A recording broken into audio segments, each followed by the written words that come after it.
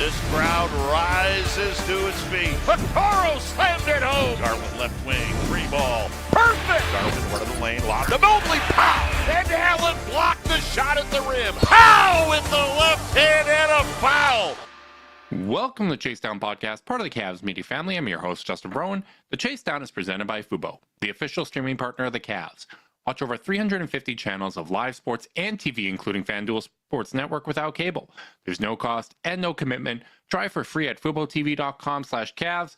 Well, the Cavs haven't had many losses this season, but that one in Houston was particularly painful. It looked like the Cavs had a chance to, at the very least, send the game to overtime, but some uncharacteristic missed free throws and, just some weird events overall in that game turned that win to a loss. Joining me today is my co-host, Carter Rodriguez. Carter, how you doing, buddy? I'm doing all right, brother. I got to say, it's one of the first stretches of the year where I think I'm getting a little fatigued, Like, I know, we're kind of in that dog day period.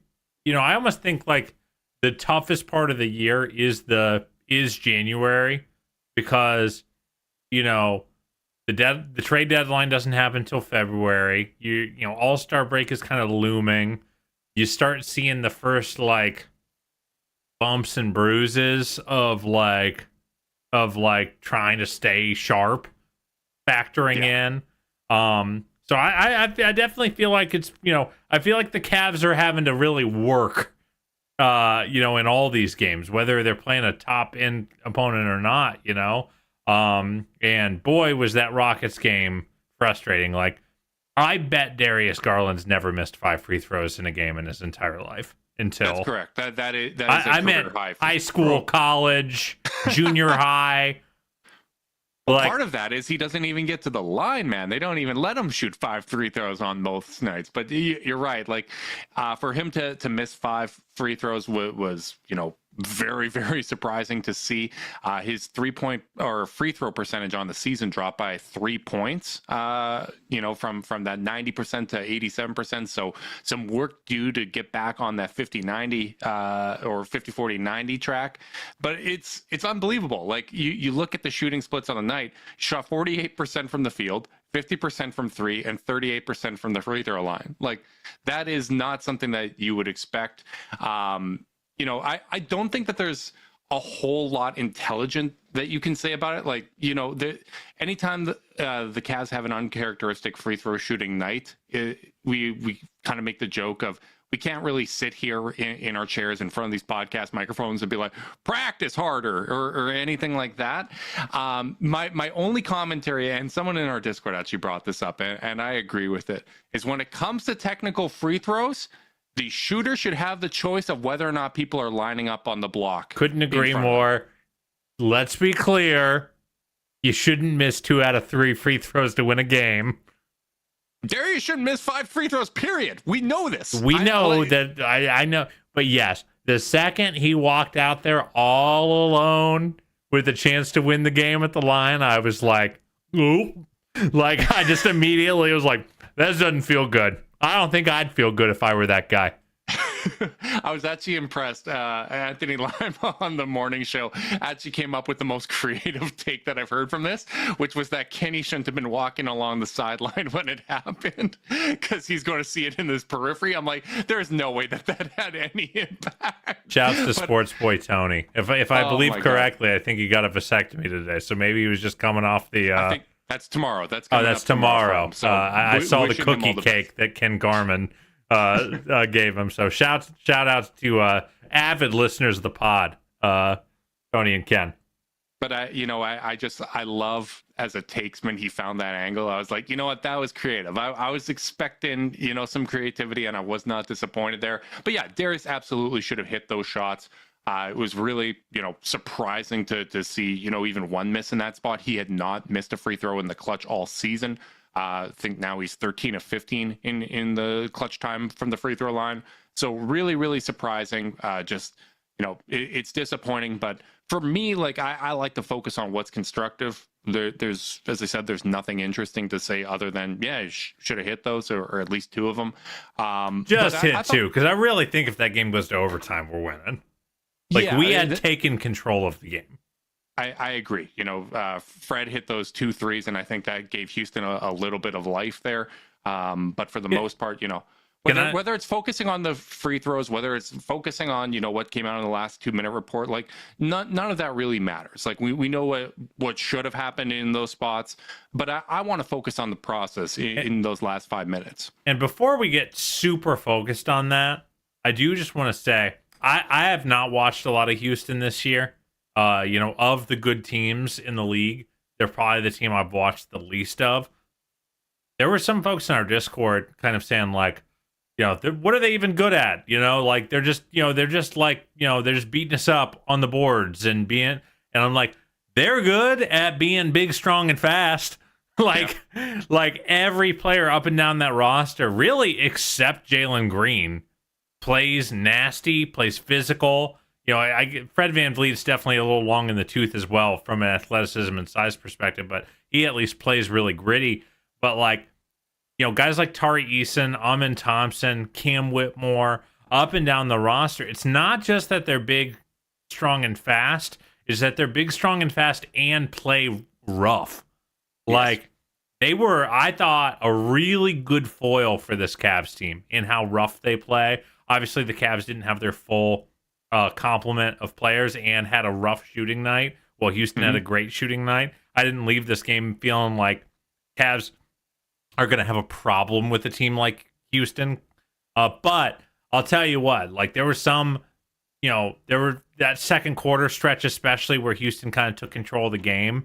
Like J.A. was biffing layups, and they're layups he could make, but they're layups that normally are dunks where he gets Darius would thread a beautiful pass to him.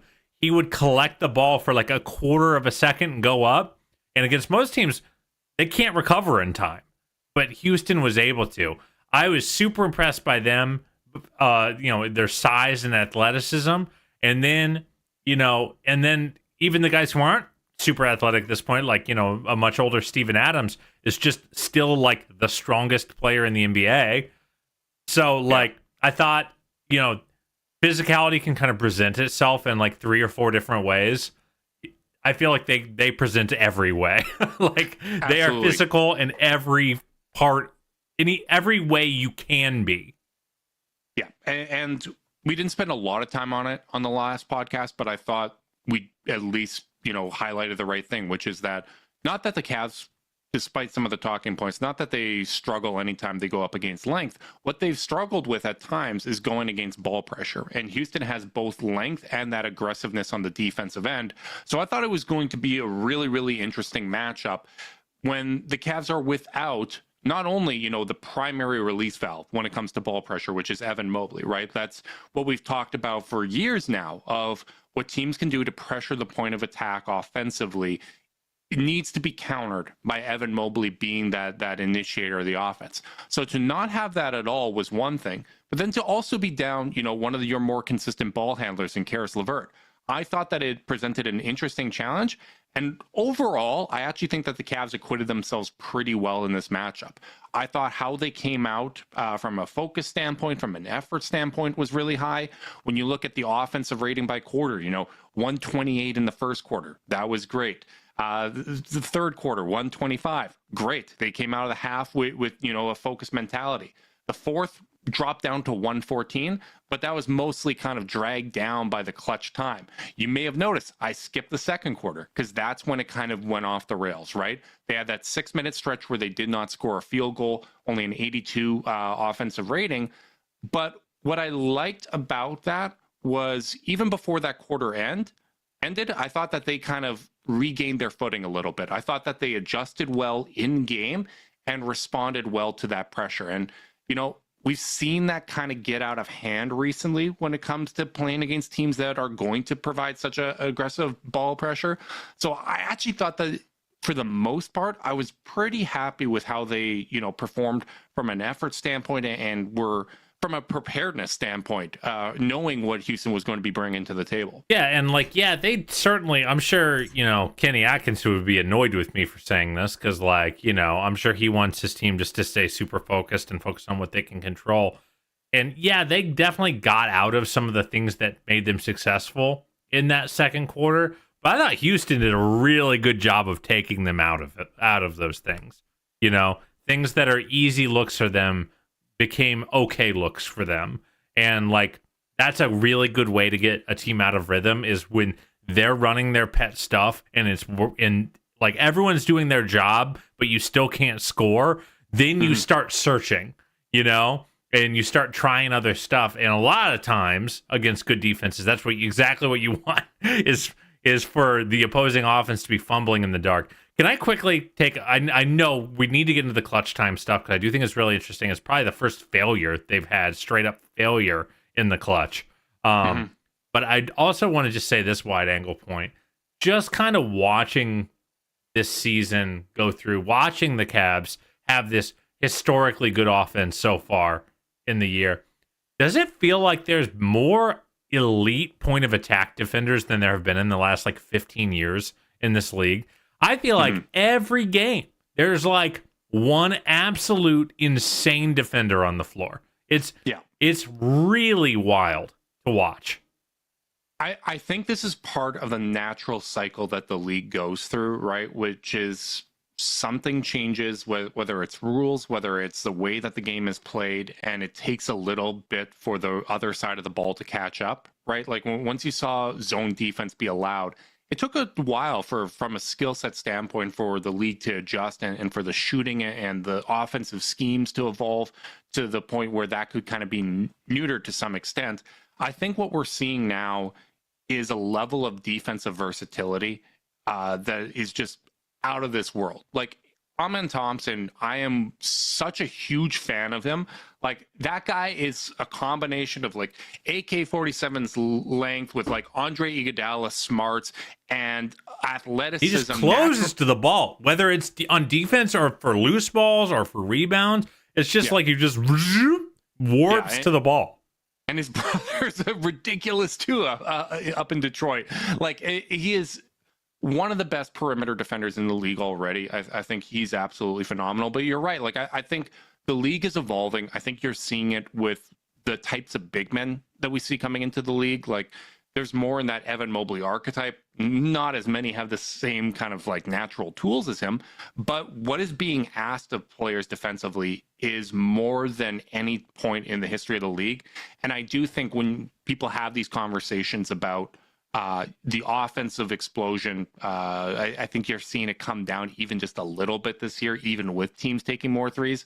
I think it is part of a natural cycle. And as a little more physicality is allowed on the defensive end, I do think that it's going to normalize a little bit. But I think you're correct in pointing out that there really is just a lot of special defensive talent in the league right now. Yeah, I mean, I don't know how, like, you know, I do think like the offense is still ahead. You know, that still seems clear to me that they're ahead of the defense. But and some of that is the rules, right? Like it's so in favor of the offensive players. But at like just a one-on-one, I feel like, I don't know, 5-6 years ago, it like that you could put a top, you know, like the difference between a top 20 perimeter defender 5 years ago and a top 20, like dudes like Herb Jones, like aren't even in the conversation for best perimeter defender in the league. Yeah. And like that dude's amazing. Like, you know, I think I was looking at I think that, you know, the dunker spot, they were doing all defense. I don't think they had Lou Dort on their all defensive team, or one of them didn't. Like, it's just, yeah, it's really interesting to see, especially since the Cavs, you know, they don't have a high minute perimeter stopper like that. You know, that's not the way they play. So maybe it feels extra noteworthy to see someone who can go chest to chest with Donovan Mitchell or Darius Garland in a closing possession and make it like, I don't know if we're gonna get a good look here, guys. He's a true 1 through 5 defender, right? Yeah. Like I think people say that about guys, and usually there's 3 that they're great at, and then 2 like, yeah, in a pinch, they can do it in a pinch. Yeah, he's true 1 through 5. I think he's a special talent. But what I liked about this game, and you know, was so frustrating about the way that it ended, right? Was I really thought that there was a lot of positive takeaways, whether it was responding to that second quarter, the way, that 19-0 run was phenomenal, giving it back to them. Sure, Houston was kind of having their way on the offensive glass, but the Cavs responded in their own, right? Like both teams had 20 offensive rebounds.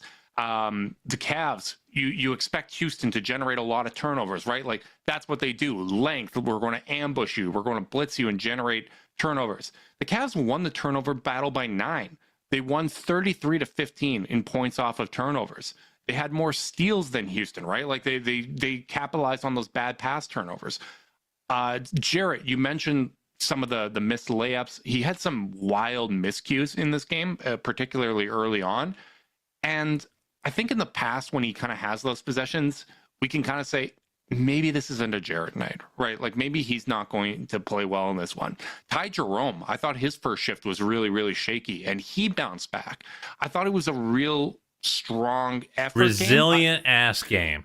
It was a really resilient game, and I think that's why it's so disappointing that it didn't ultimately result in a win. Especially, a win that was you had, not just Houston got hot at the end and you used all your gas up. It was like you lost you lost a game you had.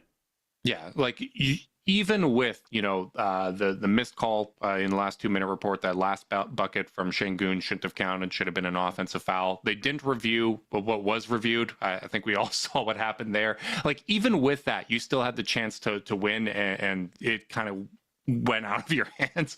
Like that was so frustrating. But that was I did not leave that game being an enormous fan of Alperen Şengün's game. Let me tell you what. No, and we're talking about how the offensive rules are in favor of, or the rules in general are in favor of the offensive player.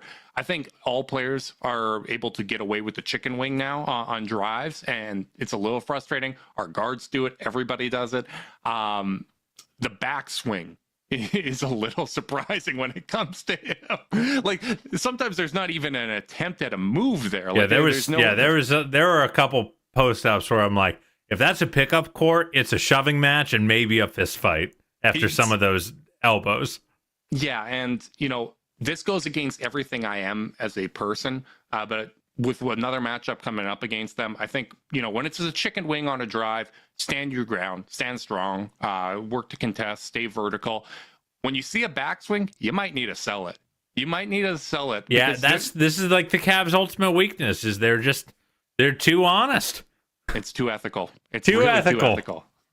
Because the reality is that, they were getting, a lot of guys were getting fouled. I think, Bob Schmidt posted the play on Dean where he just whammed him and then pivoted. It's like, come on, bro.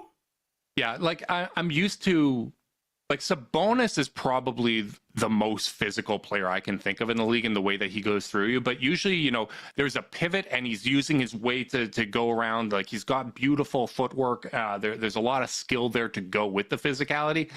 This kind of skewed more physicality than skill. Yeah, well, there is a distinction, and it's always been a gray line, when Shaq is running through dudes in the late 90s and early 2000s, was it what constitutes too physical and being too rough versus I'm just bigger and stronger than you? We benefited from it with LeBron, right? Sure. Yeah, absolutely. But, I still don't think you should be able to throw bows. Yeah, I agree. And, as I said, it goes against who I am as a person, but I think selling that might be necessary. The other thing on the defensive end I'll mention is, this was a tough 3-point shooting night from a variance standpoint, which again is what makes it so frustrating that we had a chance to win and didn't capitalize on it. But this was actually the second fewest wide open looks Houston has had all year. They are not a strong 3-point shooting team. They only had 14 wide open looks, and they shot 7 of 14 on those looks. For the season, they usually get 18, and they shoot 36% on those. Meanwhile, from a Cavs standpoint, despite this being a great Houston defense, the Cavs did not shoot well at all on those open looks. They only had 19 open shots. I believe they only hit 6 of them. That's frustrating, right? you do a good job limiting a mediocre shooting team to their second fewest wide open looks of the season, and they just shoot the lights out. That happens. Again, it's what makes this so frustrating, because I thought the Cavs really showed a lot of resiliency throughout the majority of this night. They competed in every single facet of the game, and they just gave it away. And I think that naturally kind of transitions to the clutch time. And as much as the free throws were, frustrating, I actually thought DG's decision to kind of go at Jalen Green when Amen was kind of helping over from the strong side, he tried to draw a foul in that situation. And you got to recognize that's not going to occur in that time of the game, in that kind of situation. I would encourage the refs to let that kind of contact go. I think it was ultimately ruled as a turnover, but it just felt like he was forcing it. And typically in that situation, I would expect DG to kick it out to Dean, who was open on the strong side. But I just thought that their crunch time execution just didn't have the same amount of ball movement that we typically see, didn't have enough cuts, not enough just pace. A little ISO heavy. Yeah, not enough pace and not enough, a little bit of hero ball, if we're really being frank. The game the possession, the Donovan miss that led to the Jarrett foul, that's a straight ISO on Amen Thompson from start to finish. Amen Thompson was draped all over him. I mean, not even a millimeter of space. And your point on the Darius turnover, and then also the possession where I forget who. I think Darius had gotten Jalen Green on him again, but then he kind of just drifted over towards the base or towards the sideline, and they sent a hard trap at him. Yeah. And it was just like completely short circuited because it wasn't he wasn't playing decisively. So he had no real options to go to. So they threw a ton of length at him. And again, this team is so athletic. I think they're the most athletic team in the league. And I don't even know if there's a close second. Athleticism with strength. Like, none of those guys are and wiry. length. So like that hard double that normally you can take a dribble, back up one step more, and then fire past the outlet. Well, he'd already drifted too close to the sideline. They closed faster than he was expecting, and it short circuited a late game possession. So I thought in general there was just a lack of urgency and a lack of focus on that side of the ball. Not saying they didn't care, but they weren't playing crisp offensive basketball to end the game, which really stunk because I thought they really played it for the 10 minutes prior.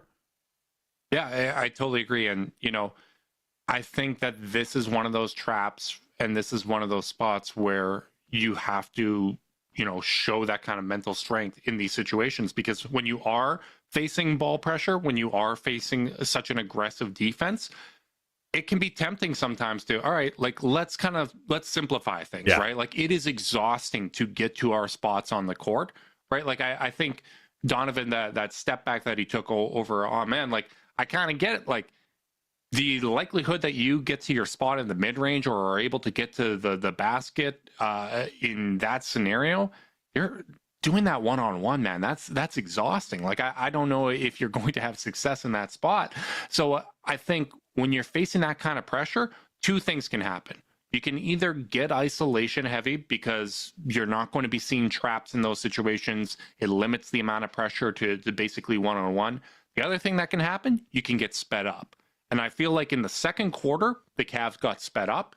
In the clutch time, they slowed down. They got slowed down. It was quite. And they made their job. They made it more difficult on themselves as a result of that. So I think there's a lot of positive you can take away from that. I think that's the type of thing that is important to identify to see if they learn from it in the future. But man, yeah, I agree. Like, overall, it was such an encouraging night in terms of battling some of the stuff that's given them, some of the few things that have actually given them trouble this season, that it was frustrating to not walk away with a win. You're probably going to roll your eyes at this because it's a stretch, but for whatever reason, it made me think of this because you were talking about, the inverses of it. And, I for whatever reason, it popped into my brain. I've been doing a lot of research, trying to be a good dad, learning about myself. And and been reading about trauma, and there's this thing that trauma is either too much too fast or not enough for too long, and that was the Cavs offense. It was very traumatic for me to watch, because in the second quarter, too much, too fast, can't handle it, and then the fourth quarter is just like this kind of like malaise, this slow they just got chunked up, Mm-hmm. So like for whatever reason that popped into my brain as like, obviously it's not the same stakes, but like it was complete two ends of the same problematic spectrum against that Rockets pressure, which is really interesting. And Dr. Claw in the chat, actually, shouts to Dr. Claw. He's always here and we love him. He mentioned that, JA didn't even come into screen, and to speak to that malaise, like he, there was a couple possessions where he came up, but because the Cavs weren't playing particularly crisply, he just didn't make contact, And Amin Thompson got a brushed off basically, and stayed on Donnie's hip or stayed on Darius's hip. So you just didn't really get an advantage, which it's just not. You can't just do. It's not about him coming up to screen. It's about him coming up, the ball handler setting himself up to run the defender into the contact. They just didn't really have that. It was just very sluggy. Yeah, and ultimately, I think the bulk of the responsibility there falls on Darius and Donovan as the initiators of the offense. That's where they got to be better. I think with the amount of communication they do. Carter, I hate to give you credit, but you were right. That Draymond Green interview was terrific with Darius. But they're both very reflective, right? Like I enjoyed listening to Donovan post game. I enjoyed listening to Kenny post game. I think this is the kind of thing that they can learn from. But you're right. Like it's on them from a leadership standpoint, and something like Jared setting screens. It's about the collective consistently executing with that sharpness, with playing crisp. And that's where January sucks. Yeah, 100%, right? Like, and I think even going back to recent losses against Indiana and, the loss against OKC, they just didn't have the same kind of crispness and consistency that we saw during, the 73 win pace to start the season, right? Like, it's about sustaining that. And I think that's why even during that time we said, I don't think it's going to be, 70 plus wins. I do think that there's going to be lulls. It is human nature, especially when you have that lead in the Eastern Conference. You got to find ways to motivate yourself over 82, and that's difficult. But I mean, the Cavs win as a collective, right? Like they win collectively when everyone's locked in, when they are executing, when they're playing with that crispness. They understand that sometimes you need some help to do your best work, just like Zoom AI Companion can help us, because only you can do your best work. Zoom AI Companion can help you do the rest, like automatically taking notes, answering meeting questions, and helping you respond to your coworker. Available at no additional cost with eligible paid plans. Work happy with Zoom AI Companion. Carter, we got 2 games coming up, a back-to-back. Houston, unfortunately, has the entire time off until they play us next. We play against the Philadelphia 76ers. Both Evan Mobley and Isaac Okoro have been ruled out for that game. No other names on the injury report, which is encouraging. Saw Max kind of limping off. The camera cut to him briefly going to the locker room, so I was worried about that. I was worried maybe, when Darius was limping after that fall, maybe that was something that after the adrenaline wore off, he was a little stiff, and they may manage it, just knowing that Kenny Atkinson takes such a cautious approach. Thrilled to see he's not on the list. But no Mobley, no Okoro, no Embiid, no Andre Drummond for Philadelphia. That's one where, again, anytime you're playing one of these back-to-backs where there's travel and whatnot, how you take care of business in the first one can really impact your odds of winning that second night of a back-to-back. So hopefully the Cavs can take care of business against Philly. What a weird Philly year, man. Like, just nothing going right. They lost 7 in a row? Oh my gosh, I didn't realize it had gotten that bad. Yeah, the play-in is, that's going to be tight. That's going to be tight. They're probably hoping that Chicago has an active trade deadline in 2 weeks. Yeah, we are 20 and a half up on Philly in the standings. Hey, I did say before the season I thought we'd be better and that they were going to miss some time. No kidding. Well, I mean, their big thing is just Paul George doesn't seem, he might have crossed a different threshold of his career. And I feel like I've said this a lot, that the LeBron stuff has just really thrown our expectation curve. But like, I think, and like just how much better guys are taking care of their bodies, the load management stuff, the 3-point shot. There are a lot of things that have kind of equalized out that makes you not have to put as much torque on your body to still be like a really good player late into your career. But like, I think people kind of forget that sometimes in your age 35 season, you just wake up one day and you just don't really got it the way you used to. And it's just not been great. Paul George has more games with less than 20 points by a lot than he does with 20 or more. Mm-hmm. And it's I don't know what they're gonna do. Yeah, it's not an ideal situation. Tyrese Maxey's having a good year, but I don't think he kind of is building off of last year the way that you'd expect. I am excited to see that, though, because DG teams tends to get up for that matchup. I believe he and Maxey have a relationship off the court. They seem to always kind of give each other their best. So, and neither can guard the other. Yeah, that's probably fair. DG's been D'ing up, but I think Maxey is so level fast. Of speed, man. He's so fast. And he, you know what? Here's the annoying thing. Like, I want to say, this is a great opportunity for DG to have a bounce back game. But the reality is, he's had 3 really good games in a row. He's been our best player in the month of January by a mile.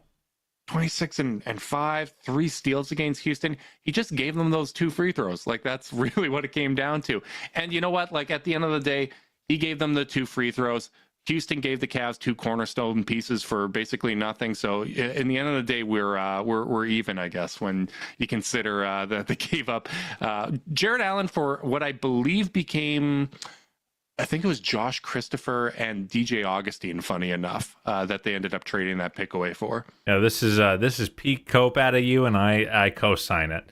It's a little petty. Yeah. Houston fans got a few strong takes, and not after last night's game. I didn't see any of that, but about their decisions to pass on both Jared Allen and Evan Mobley. And let's just say I appreciate it. No kidding.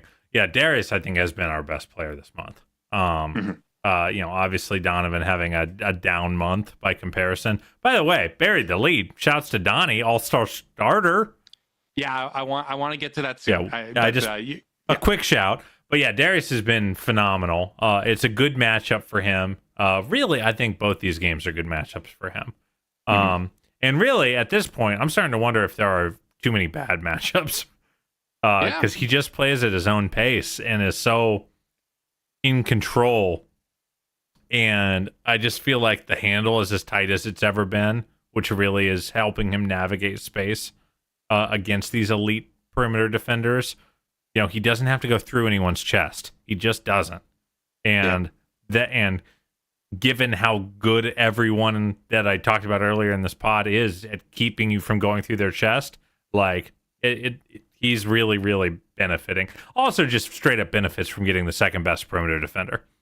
100%. And I think he would probably acknowledge that it's nice that Amin Thompson's going to hang out on Donovan while he gets either Jalen Green or Fred VanVleet.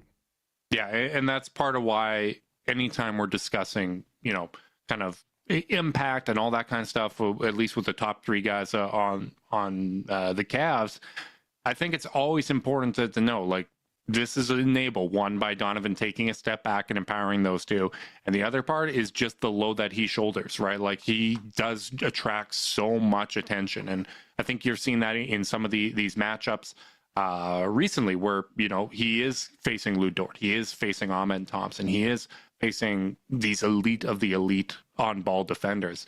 And that's going to make things tough. But I think the Cavs have shown, even on those nights where he doesn't have it and he's, just kind of shouldering the load and absorbing usage, they're able to find ways to win. And I think part of that is because he is shouldering such a heavy load. So I think he absolutely deserves to be an all-star starter. I was thrilled to see him get that nod. Not a huge surprise given how good the Cavs have been and how high he was up in the fan voting. But I gotta admit, I was happy as well to see that Jalen Brunson was starting alongside him, because that meant that LaMelo Ball was not starting, and I felt like the best path for Darius to make the All-Star team, when you look at how many talented guards are in the Eastern Conference, was for LaMelo to not be started, because I think it's going to be a real question of who gets that reserve spot. Whereas if LaMelo was starting, automatically one reserve had to be Jalen Brunson, no questions asked. Yeah. However, I must say, furious at Darius Garland's peers, who gave him less player votes than LaMelo Ball. Come on, NBA players. How dare you? You know. So, whatever. I think the box score stats and highlights. How much time do you really think they're not watching? They're not watching. We've heard from national podcasts when they talk about the coaches vote, where on like polls and things like that, or even Bontemps jokes when he does his like straw polls with the front office, like that's getting passed off to somebody else. I don't know how much time and effort and statistical deep dives are going into all of this. And for what it's worth, it was nice that Donovan was the number one player vote and the number one media vote for the backcourt.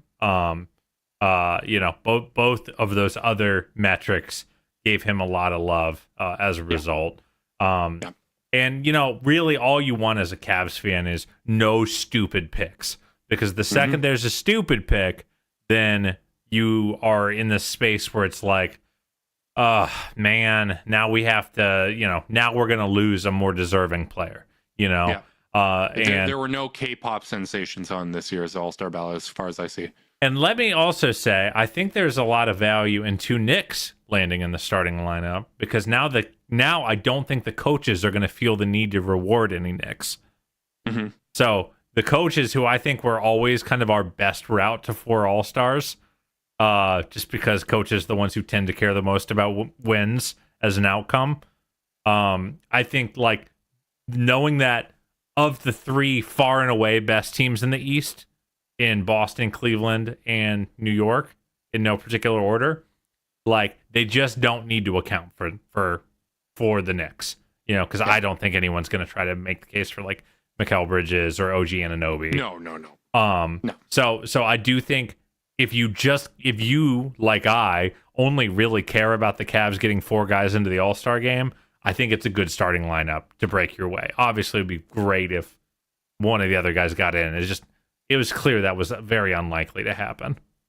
Yeah, totally agree. I think, an obvious reserve there is going to be Jaylen Brown. I think he absolutely deserves it. I think it's helpful that Kristaps Porzingis hasn't been, great since he's been back. It's really wild to see that starting lineup with Porzingis has played 180 minutes, and they have a -1 net rating. Like, I couldn't believe that when you pulled that.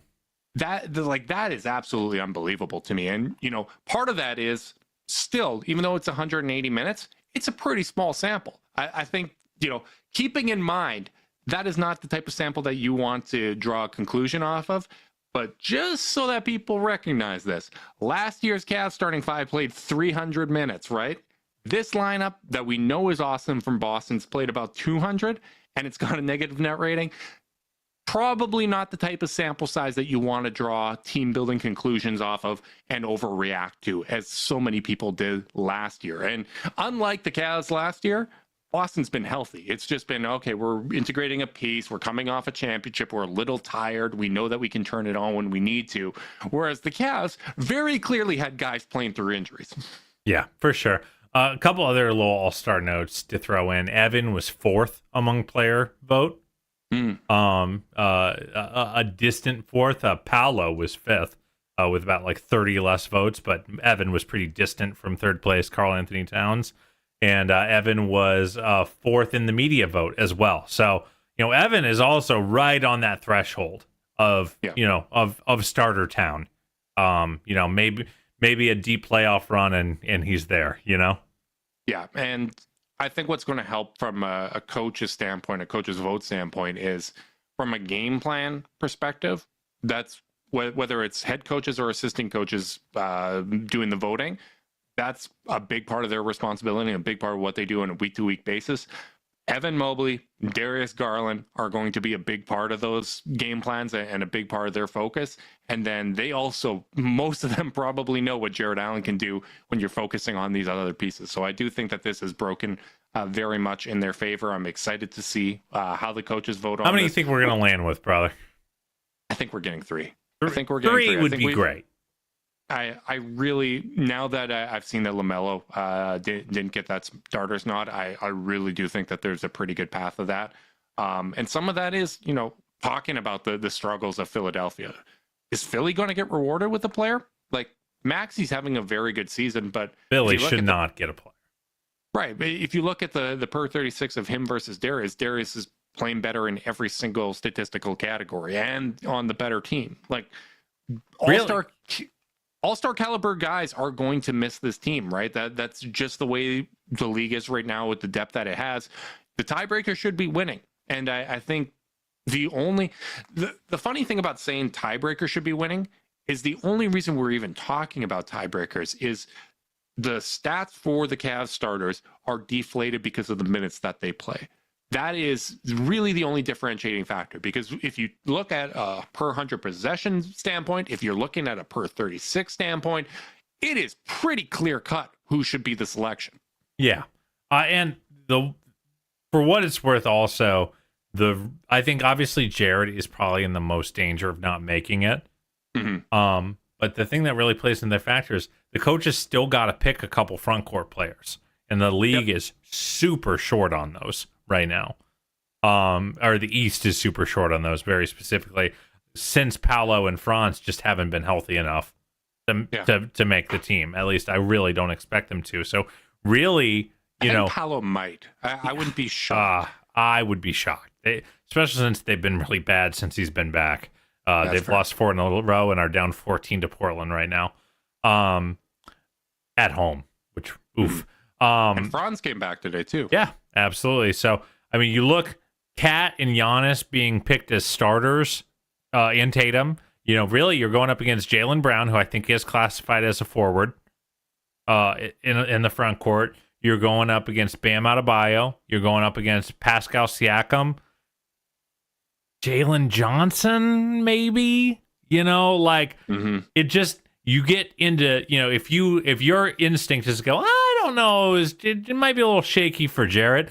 That's fair. But then you look at the guys he's up against and you go, I don't know about those guys either. So I really do think it's going to come down to, preference and how much coaches value a guy like Siakam, who has to carry a huge load for a net negative Pacers team. Yeah. Or honestly, Siakam's probably the more deserving one out of him and Halliburton. Yeah, I would tend to agree right now. And then, do you value Bam, who's having a really bad year and a nightmare year for Miami? Do you give it if to anyone makes it from Miami, it'll be Tyler Hero. Yeah, but here's the thing about Bam is coaches love Bam. He is like the coach's dream type of player. So I wonder if he'll get I think we'll probably get at least one pick where we go, it's just because you like him from years past kind of pick. Like Steph starting for the West. Well, that's its own thing. Yeah. A wildly famous basketball player. Yeah, I can't resist taking my shots, whether it's, Houston giving us Allen and Mobley or any opportunity to make fun of Steph, even though he is very clearly amazing. I'm curious to see how it breaks out. I'm curious to see these games for the weekend, man. Like, I hope, obviously, that they can get the win against Philadelphia. I don't see any reason why they shouldn't. Maybe we'll see Mobley or Okoro back. The Cavs are taking the same approach we've seen all season, right? Which is being very cautious with injuries. We've heard reporting from beat guys like Chris Fedor and Danny Cunningham that Kenny Atkinson's philosophy is basically, I'm going to hold you out a little longer than you probably need, just to make sure that. Well, I'm not messing with calf injuries for Evan Mobley. Never.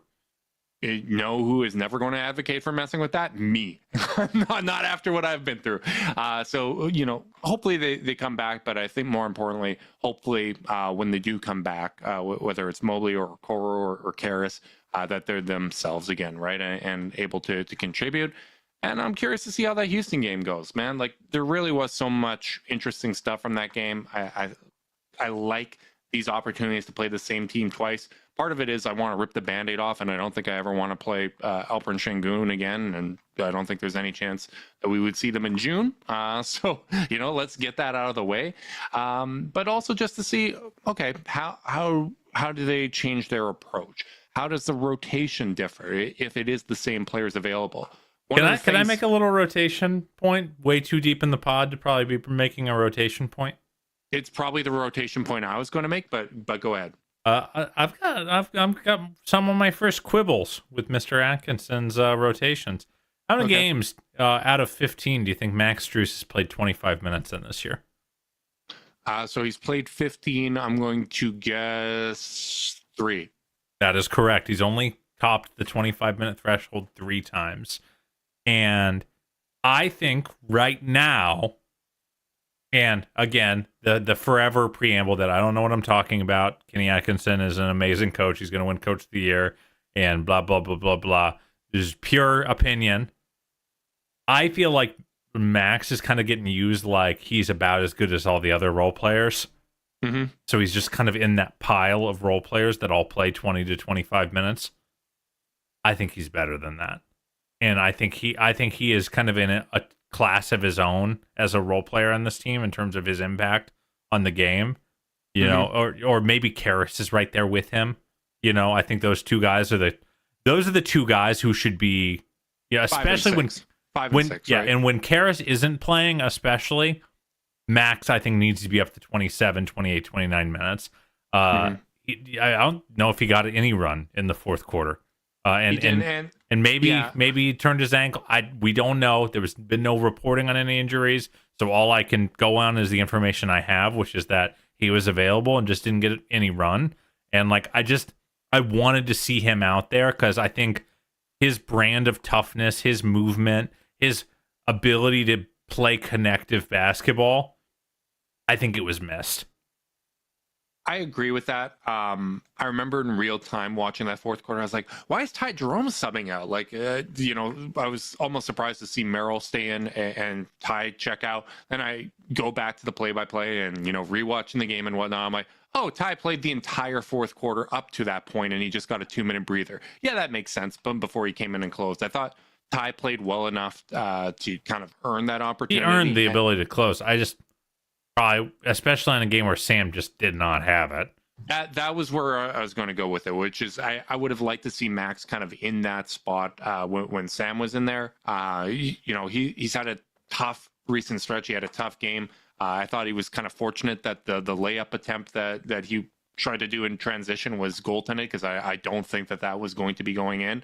But you look at the last 10 games, shooting 28% from the field and 26% from 3. Like, I love everything else that he's doing. I like that he's active on the boards. I like that the defensive effort is there, but you got to do the main thing, man. Yeah. And I think from an intangible standpoint, when you talk about defense, rebounding, playmaking, all that, if that's kind of being used for him being on the court, I think Max is better in those categories. So I agree with you. I'd like to see more run from Max. We've talked about how we both believe that starting him balances the rotation. The other kind of tricky thing is I do think when you have a team as deep as this, your rotation minutes have to be merit-based. And I don't think that Max has been so overwhelming in the play that he's had where it clearly justifies that major bump up in minutes, right? That's fair. You have to kind of the only way when you have this many players that are deserving of minutes, the only way to keep everyone pulling in the same direction is you have to kind of be clear cut, making the most of your opportunities. And maybe that is one of the opportunities of Mobley and Okoro and potentially Karras being out, where guys like Sam are getting the opportunity to shoot their way out of the funk. Someone like Max is getting a couple starts here and maybe, he retains that spot if he plays well. But I just think it's been, even though he's always going to be a bit of a streaky shooter, I feel like it's been uneven for these first 15 games. Yeah, I think that's fair. That's fair. He is right around his career average. He's at 37% right now, but I would argue he's shooting his career average while taking easier shots. which tells me that either, you know, a normalization is coming, or you know, or maybe it's one of those. Shooting is just a weird thing, man. I mean, Sam Merrill hit the backboard 3 times last night, like, and we know he's a shooter, and like, he doesn't miss shots like that. He just doesn't. So, like, you know, there's all sorts of factors that come in. Max coming off a soft tissue ankle injury that is, you know, that's tough. Tough to return from.